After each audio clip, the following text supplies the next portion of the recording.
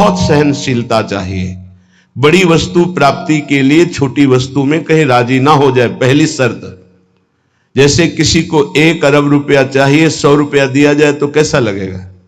उसे बुरा लगेगा। क्या होगा इससे? हमारी तो बहुत बड़ी संख्या है, मांग हमारी बहुत बड़ी है।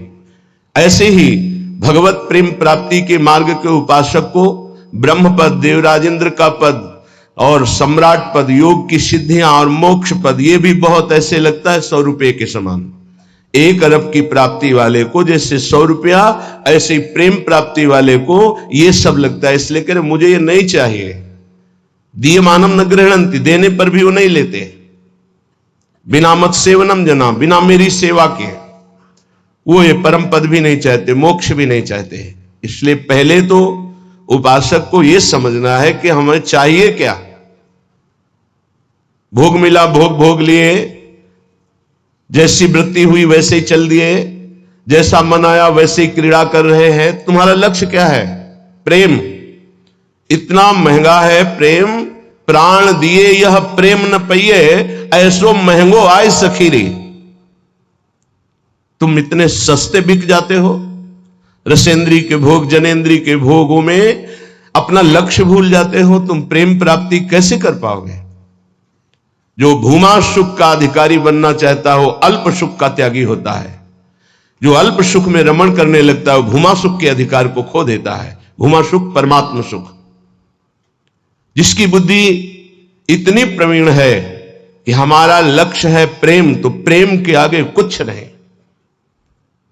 कुछ नहीं चाहिए, प्रेम चाहिए। वो उपासक बिना किसी हिचक के, बिना किसी भय के, बिना किसी प्रलोभन के वो भगवत प्राप्ति कर लेता है। वो प्रेम प्राप्ति का बस दृढ़ निश्चय चाहिए। फिसलना नहीं है, ये ले लो, ये ले लो, नहीं नहीं, मेरा तो लक्ष्य प्रेम है, इससे क्या होगा। पर ऐसा नहीं है। वो प्रेम तो बाद में मिल ही जाएगा, पहले हमें भोग भोग लेते हैं। बस यही त्रुटि जीवन को नष्ट कर देती है। यही कमी हमारी हमको आगे नहीं बढ़ने देती। नहीं, परमार्थ में थोड़ा भी नाम जप करने वाला, थोड़ी भी साधना करने वाला, उसको अनुभूतियां होने लगती हैं। चल चला चल राह में अनुभूतियों का ले सहारा, कौन तेरा साथ देगा, व्यर्थ में किसको पुकारा। परमार्थ के पथिक का कोई और साथ नहीं देता, उसकी अनुभूतियां साथ देती है। पर अनुभूतियां आए नहीं तो धन साथ देगा, व्यक्ति साथ देगा, शरीर साथ देगा, रिश्ते नाते साथ देंगे। ये सब काल के गाल में दबे हुए हैं, ये क्या साथ देंगे। कालातीत पुरुष हमारा साथ दे सकता है, वह भगवान, वह भगवान के प्रेमी जन। इसलिए बहुत सावधानी पूर्वक सत्संग सुने और इस जीवन का चरम लक्ष्य है प्रेम। उस प्रेम को हम प्राप्त करने के लिए कमर कसे। क्या ये संतों के पास नहीं जा सकते? क्या इनका अधिकार भगवत प्राप्ति नहीं? नहीं, इनके मन में भगवत प्राप्ति की कहीं किंचन मात्र लालसा नहीं। पद और प्रतिष्ठा, भोग और ऐश्वर्य, नाम और कीर्ति, बस इतना ही लक्ष्य है। इसलिए प्रेम मार्ग के उपासक को कभी इनका संग नहीं करना चाहिए। हां, कोई महाभागवत और पद पर विराजमान और भगवत भजन में लगा हुआ, भगवत प्राप्ति की लालसा वाला, उसका हृदय से स्वागत करना चाहिए। ऐसा नहीं कि कोई हो ही नहीं सकता। अम्बरीश जी महाराज चक्रवर्ती, सम्राट और महाभागवत, बड़े बड़े महाभागवत राजा हुए। दशरथ जी महाराज चक्रवर्ती, सम्राट, वैसे महाभागवत कि भगवान उनके पुत्र श्री राम के रूप में आए। तो जो भगवान से विमुख है, केवल पद का ही अभिमान रखता है, राजपने का अभिमान रखता है, भोग ऐश्वर्य में घमंड में है, ऐसों का संग कभी भक्त को नहीं करना चाहिए। अभिमानिन ते न्यारे, भूत भविष्य लोक 14 में भये होए हरि प्यारे, 300 व्यवहार हमारो, अभिमानिन ते न्यारे। किमनो भूपई, मुझे क्या प्रयोजन है। एक ब्रज के भक्तों के चरित्र में आता है, एक संत की कुटिया पर राजा दर्शन करने के लिए गए, तो वो भिक्षा मांगने गए थे। दूर से उन्होंने देखा बड़ा राजा का वैभव, हाथी घोड़ा, सब लोगों से पूछा है क्या है। बोले राजा दर्शन के लिए। भागे और गांव में गए और कहा हमारी कुटिया में आग लग गई है, जल्दी बचाओ, जल्दी बचाओ। गांव के लोग भागे, वहां गए तो देखा राजा समझ गए। उन्होंने हाथ जोड़ा और कहा महाराज क्षमा चाहते हैं, पर वो महाराज तो भाग गए, ऐसा कहकर वो दर्शन नहीं देंगे, आप चले जाइए यहां से। यदि आप अपना मंगल चाहते हैं तो महात्मा को कष्ट मत दीजिए, वो आपसे मिलना नहीं चाहते, आप चले जाइए यहां से। वो चले गए। किम भूपई, मुझे क्या प्रयोजन है? जो राजपद के अभिमान में है, किसी भी पद में, उससे क्या प्रयोजन है? अगर अभिमानियों का संग होगा तो अभिमान जागृत हो ही जाएगा। अभिमानियों का, पदाभिमानियों का संग होगा तो भगवद आश्रय छूट ही जाएगा पक्का। ले लो हमारा फोन नंबर, मैं तो आपकी आज्ञा पर चलूंगा, आप केवल फोन कर दीजिए, सब ठीक हो जाएगा। मर गया साधक। जीवन में अन्य आश्रय आना अपनी साधना से भ्रष्ट हो जाना है। एक भरोसो, एक बल, एक आस विश्वास, एक राम घनश्याम हित चातक तुलसीदास। एक ही भरोसा, एक से ही आशा, एक से ही विश्वास, एक से ही संबंध हमारा मात्र आराध्य देव, बस। अन्य का कहीं आश्रय हुआ तो उपासक गिर जाएगा, पक्का गिर जाएगा, और गिरते हुए देखा है। श्रीपाद प्रबोधानंद जी महाराज कह रहे, नु देवादि भिरवा, मुझे इन देवताओं से भी क्या प्रयोजन है? श्रीमद् भगवद गीता जी में भगवान कहते हैं, भूतों को पूजने वाले भूतों को प्राप्त होते हैं, देवताओं को पूजने वाले देवताओं को प्राप्त होते हैं। तो देवलोक स्थायी लोक नहीं है, स्वाप्निक है। देवादिभिर्वा स्वप्नैश्वर्योत्फुल्लितैः, जैसे स्वप्न में आप पहुंच गए, बहुत सुंदर मकान, बहुत सुंदर सुंदरियां, भोग, ऐश्वर्य, जब जगे तो कुछ नहीं है, ऐसे स्वप्न का विलास स्वर्ग है। एक अच्छा सुखद स्वप्न, जहां पुण्य खत्म हुए, मृत्यु लोक के विसंति, आग खुला, कुछ नहीं।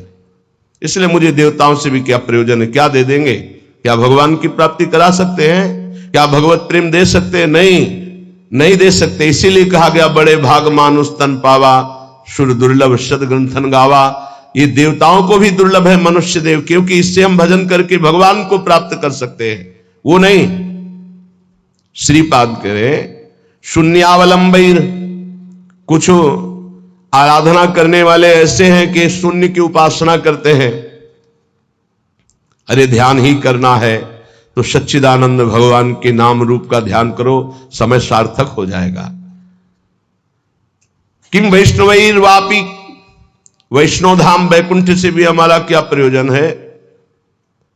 ये तो सखाओं को पसंद नहीं आया। जब सखाओं ने जाना, नंद बाबा को वरुण के पार्षद ले गए थे, और श्री कृष्णचंद्र जो जब उनको मुक्त कराने के लिए गए, तो जो लोकपाल वरुण ने साष्टांग दंडवत की और अर्घ पूजा और उपासना वो नंद बाबा ने देखी। मेरे लाला को बड़े बड़े देवता लोकपाल दंडवत कर रहे हैं। और स्तुति जब की तो सुना नंद बाबा ने, तो आके ब्रजवासियों से बताया, मेरा लाला तो भगवान है। सखाओं ने कहा, क्यों कन्हैया तू भगवान है? बाबा कह रहे थे तू भगवान है। तो भगवान है तो वैकुंठ दिखा। भगवान श्री कृष्णचंद्र जो मुस्कुराए अपने भोले सखाओं की बात सुन, तो ये ब्रह्म हृदय है, स्नान करो इसमें, फिर हम तुम्हें वैकुंठ का दर्शन कराएंगे। जी ही डुबकी लगाई, पहुंच गए वैकुंठ। वहां भगवान की दिव्य चतुर्भुज पार्षद, और दूर सिंहासन में इंद्र नीलमणि कांति चतुर्भुज भगवान श्री के सहित विराजमान है, लक्ष्मी जी के सहित विराजमान है। वो कांप गए वैभव देखकर। पार्षदों ने रोक दिया। अरे बोले, मुझे ऐसे के पास जाना ही नहीं, मेरा कन्हैया तो सिर्फ मेरा है। और एकदम व्याकुल हुए, कहा नहीं चाहिए मुझे वैकुंठ। और डुबकी से बाहर हुए, देखा मेरा कन्हैया मुस्कुरा रहा है। बोले प्रभु, चरणों में गिर गए, कहा कभी वैकुंठ मत भेजना, मुझे ऐसे वैकुंठ में नहीं जाना जहां आपसे इतनी दूरी हो, जहां ऐसा वैभव नहीं। मेरा कन्हैया जिसके साथ हम खेलते हैं। तो ये तो सखा भाव की बात है, फिर ऊपर के भाव में कौन स्वीकार करेगा ऐसे वैभव को? वैकुंठ के भी वैभव को नहीं स्वीकार करना। ना श्रीमत, ना किसी वैभव ऐश्वर्य सिद्धियों को स्वीकार करना। तब वृंदा कानन एकांत भाजाम, तब वृंदावन के एकांतिक प्रेम की प्राप्ति होती है। एकांतिक, प्रिया प्रीतम, श्यामा श्याम। तो अभी आप कहते हो मुझे मोक्ष नहीं चाहिए, वैकुंठ नहीं। 500 रुपया में प्रभु को भूल जाते हो, वैकुंठ की बात करते हो। मोक्ष जानते हो किसे कहते हैं? अभी जाना ही नहीं, मोक्ष किसे कहते हैं? जरा से लौकिक सुख में तो घुटने टेक देते हो, मोक्ष सुख के त्यागी कैसे हो गए? ये जो त्याग की बात है ये उन भजनानंदियों की जिनकी स्थिति में आ चुके हैं। वो चाहे तो वैकुंठ मिल जाए, चाहे तो योग की सिद्धियां मिल जाए, चाहे तो मोक्ष मिल जाए, वो उनका त्याग किए हुए हैं। पहले मर्त सुखों का तो त्याग कर दो, मृत्यु लोक के सुखों का तो त्याग करो अंदर से, तब ऊपर के सुख अपने आप तुमको दिखाई देने लगेंगे। श्रीपाद कह रहे हैं शम सर्वेशाम अप्रयासेन दात्री द्वित्रैकांति प्रेम पात्रैक पात्री आनंदात्मा शेष सत्वा निधात्री श्री वृंदाटव्यस्तुमेन्धस्य धात्री। आयास प्रयास से जो सुख मिलता है वो अल्प होता है। जो आप प्रयास करते हो उसे कर्म कहते हैं। कोई भी कर्म प्रारंभ और अंत वाला होता है, तो किसी भी कर्म का फल अनंत नहीं हो सकता। वो प्रारंभ और अंत वाला ही सुख देगा। अनंत सुख की प्राप्ति कर्मों से नहीं होती, कर्मों के त्याग से होती है। जो अपने साधन का भरोसा नहीं रखता है, इष्ट का भरोसा रखता है और खूब साधन करता है, ये दो बातें समझ में नहीं आएंगी। जब हम अहम से साधना करते हैं तो साधना का सुख भोगते हैं। आज हमने परिक्रमा की, आज हमने ये किया, आज हमने ये किया, वो अहम हर्षित होता है, हर्षित होता है। ये भगवत प्राप्ति नहीं करा पाएगा, क्योंकि जब तक अहंकार है तब तक भगवत प्राप्ति नहीं होती। इसीलिए सर्वेषु साधन वरेश चिरम निराशा। साधन हो रहा है पर मुझे कृपा का भरोसा है लाडली की। ये प्रायः साधक ना समझ पाने के कारण कहते हैं जब कृपा से हो जाएगा तो साधन करने की जरूरत क्या है, तो असाधन करोगे। तो कृपा प्राप्ति के लिए मन कर्म वचन छाण चतुराई भजत कृपा करिए रघुराई। मन कर्म वचन त्रिशुद्ध सकल मत हम श्री हित हरिवंश उपासी। वृंदावन में विराजमान सहचर्यों के मध्य में प्रिया प्रीतम की रात दिन सेवा भजन उपासना परिक्रमा ये सब कर रहे हैं, पर हमें भरोसा लाडली का है, अपने साधन का नहीं है। इस साधन से लाडली मिलेंगी ऐसा नहीं है, नहीं, ये तो सब हो रहा है उनकी कृपा से, पर मुझे भरोसा है मेरी लाडली अपनी कृपा से मुझे मिलेंगी। ये जल्दी समझ में नहीं आता, जब तक अहंकार है समझ में नहीं आएगा, आगे समझ में आ जाएगा। करते रहो, जब कृपा हो जाएगी, अहंकार गलित होगा, तब ऐसा अनुभव होगा। तो दुत्रैकांति, 2 या 3 ऐसे लोग पाए जाते हैं। भाव समझना, कह रहे पूरे विश्व में ये बहुतायत अंगुलियों से नहीं गिने जाते प्रेमी जन, जिनको न राजाओं से मतलब है न देवताओं से मतलब है। वो स्वाप्निक सुख, जो स्वर्गलोक आदि के सुख है उनसे मतलब नहीं है, जो मोक्ष से भी मतलब नहीं रखते, जो वैष्णो धाम वैकुंठ से भी मतलब नहीं रखते, वृंदावन के एकांतिक कुंज में बैठे हुए श्यामा श्याम का जस गा रहे हैं, श्यामा श्याम के लिए रुदन कर रहे हैं, जिनका आयास प्रयास से प्राप्त होने वाले सुख की कोई आकांक्षा नहीं है, ऐसे दुत्रैकांति, 2 या 3, सरल भाषा में समझिए, जो कहो हरिवंश रस बिरलो समझन हाल, एक दोई जो खोजिए पाई सब संसार। संपूर्ण संसार में एक दो है। एक बार भगवान वल्लभाचार्य जी से उनके एक प्रिय धनी शिष्य ने कहा, आज हमारी इच्छा है कि 100 विद्वान ब्राह्मणों को भोजन कराएं। बोले बहुत सुंदर, यदि एक 12 तिलकधारी कंठीधारी आचार्य परंपरा से युक्त वैष्णव को पवा दो तो 100 ब्राह्मणों को पवाने का फल प्राप्त हो जाएगा। ओहो, ऐसा वैष्णव की, तो प्रभु हम 100 वैष्णव पवाएंगे। तो उनका एक अश्रुपूरित, आंखों से अश्रु बह रहे हैं, शरीर पुलकित है, कंठ गदगद है और नाम में रत है, ऐसे प्रेमी महाभागवत को पवा दो तो 100 वैष्णवों के पवाने का तुम्हें फल प्राप्त होगा। तो बोले भगवान 100 प्रेमियों को पवा देते हैं। तो वल्लभाचार्य जी के आंसू आ गए, प्रेमी 100 नहीं, प्रेमी तो 1-2 ऐसे मिलते हैं। कैसे प्रेमी? यहां शर्त है, जिनका ना राजाओं से प्रयोजन है, ना देवताओं से प्रयोजन, ना वैकुंठ से प्रयोजन है, ना मोक्ष से प्रयोजन, केवल प्रियालाल के लिए तड़प रहे गदगद सुर, नैना सजल दंपति रस रहे भीन, ई गति वृंदा विपिन में फिरे प्रेम तल्लीन। ऐसे प्रेमी जनों का सानिध्य और दर्शन, ये विशेष भगवान की कृपा होती है, विशेष कृपा। श्रीपाद कह रहे दुखान्येव सुखानि, ये प्रेम प्रेम। विद्य यशो जानी कीर्तिम परा, मन्ये था अधमश्च दुष्परिभवान सम्मानवत् सत्तमयी, दैन्यान्येव महाविभूतिमति सल्लाभान लाभान सदा, पापान्येव च पुण्यमस्ति यदि ते वृंदावनम जीवनम। अगर प्रेम प्राप्ति करना है तो दुखों को गले लगाना सीखो, सच्ची कहते हैं। फिर हृदय की बात कहते हैं, जब सब दुख एक साथ घेरते हैं तभी प्रेम के सहने की सामर्थ्य आती, ध्यान रखना। इस प्रेम को भयानक विपत्ति और रोगों से युक्त करके ही सहा जा सकता है, अन्यथा नहीं। ये सबकी समझ में नहीं आएगा, भयभीत मत होना। इसका शमन ही होता है भयानक कष्ट में। भयानक कष्ट की स्थिति में ही प्रेम का शमन होता है।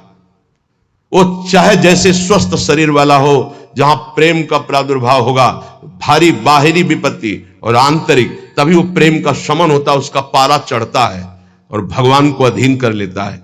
ये लिखा पढ़ी की बात नहीं कह रहे, हृदय की बात कह रहे हैं। वैसे भी भगवान ने युधिष्ठिर जी से कहा, जिस पर मैं परम कृपा करता हूं उसका सर्वनाश कर देता हूं। चाहिए परम कृपा? जिस पर परम कृपा करता हूं सर्वनाश कर देता हूं, यह शब्द है। क्या सर्वनाश करता हूं? धन का अपहरण कर लेता हूं, स्वजनों का अपहरण कर लेता हूं, कोई उससे बात नहीं करेगा, किसी काम का नहीं रह जाएगा। तब उसका सीधा अर्थ भाव मेरे से होता है और फिर मैं उसे निहाल कर देता हूं। हिम्मत हो तो कूदो अखाड़े पे। नारायण अति कठिन है हरि मिलन की बाट, या में पग पीछे धरे प्रथम शीश दे काट। तो आप कहोगे फिर भक्ति करना ही नहीं। यहां चरम सीमा की बात प्रेम की हो रही। श्री कृष्ण का प्रेमी ऐसा वैसा नहीं होता, टिकुली बुंदा वाला नहीं होता, चूड़ी घांगरा वाला नहीं होता, वो परमहंस होता है। इनसे श्री कृष्ण रीझने वाले नहीं। चमड़े की चिकनाहट से अज्ञानी रीझता है, ज्ञानी नहीं, वो तो ज्ञान समुद्र है, सच्चिदानंद। ये जो बहुत बुरी तरह से है, वो तो अपने सब दर्शन होते हैं। जब सुबह मंगला में आते तो सब प्रकार के भगवान के दर्शन होते, विराट रूप के, छोटा बड़ा मंझोला रुद्र प्रेमी सब तरह के दर्शन होते। तो उसमें जैसे अब वो जो लाल लाल ऐसे तो बहुत ही बुरा लगता है, ऐसे तो धो के मुंह खड़े हो जाते तो अच्छा लगता। अरे इस शरीर को सजाने से श्री कृष्ण मिलते हैं भैया।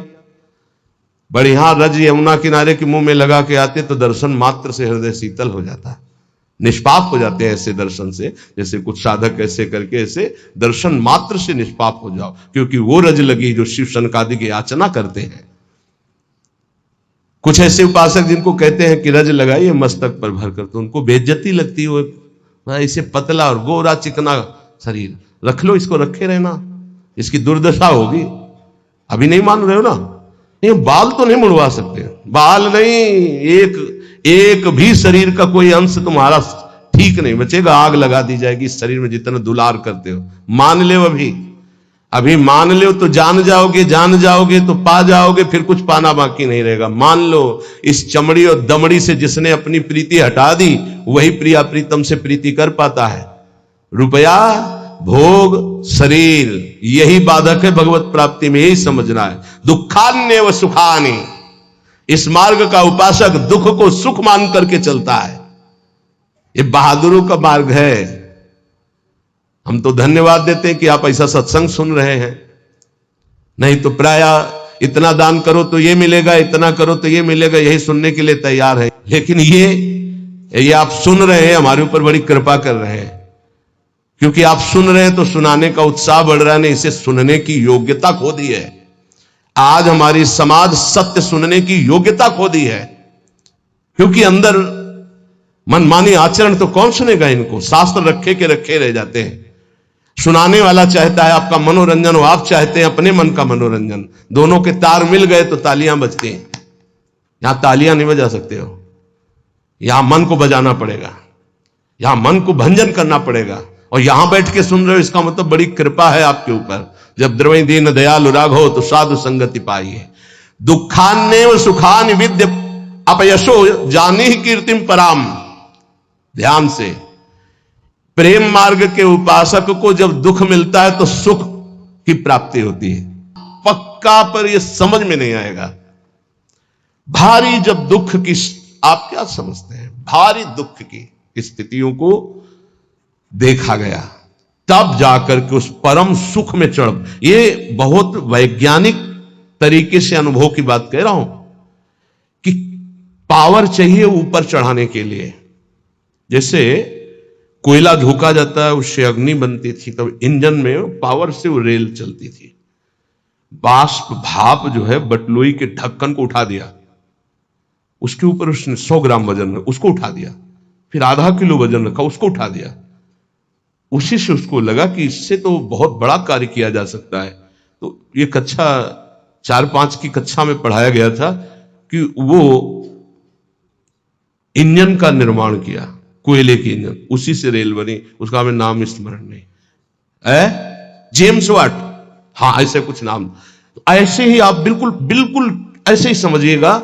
जब साधक के जीवन में दुख की भारी चारों तरफ, तो उसकी अध्यात्म शक्ति जागृत होती है, हर भरोसा टूट जाता है। एक भरोसा केवल श्री भगवान का, तो वो पावर से उसके मन की गति परमात्माकार हो जाती है।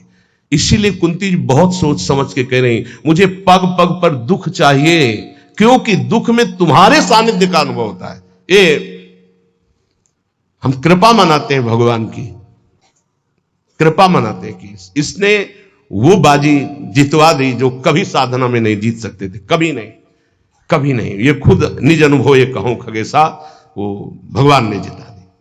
इसीलिए बड़े बड़े महापुरुषों के चरित्रों को पढ़ के देखो, प्रतिकूलता का जाल बिछ जाता है उनके जीवन में। भगवान ऐसा क्यों करते हैं? अध्यात्म की जितनी ऊंचाई पर चढ़ा हुआ महापुरुष है, उतनी भारी कसौटी कसी गई। संपूर्ण आश्रय भरोसे सबका नाश होकर एक भरोसा केवल प्रभु, वहीं जो दिव्यता होती वो वहीं होती। ये पढ़ने से लिखने से साधन, यह गुण साधन ते नहीं हुई, तुम्हारी कृपा पाओ कोई कोई। यदि तुम्हारे जीवन में विपत्ति दुख और संकट घिर जाए तो भगवान को कोसना नहीं, इसलिए बता रहे ये वो स्थिति प्रदान करने के लिए है जो तुम कभी किसी साधना से नहीं प्राप्त कर सकते।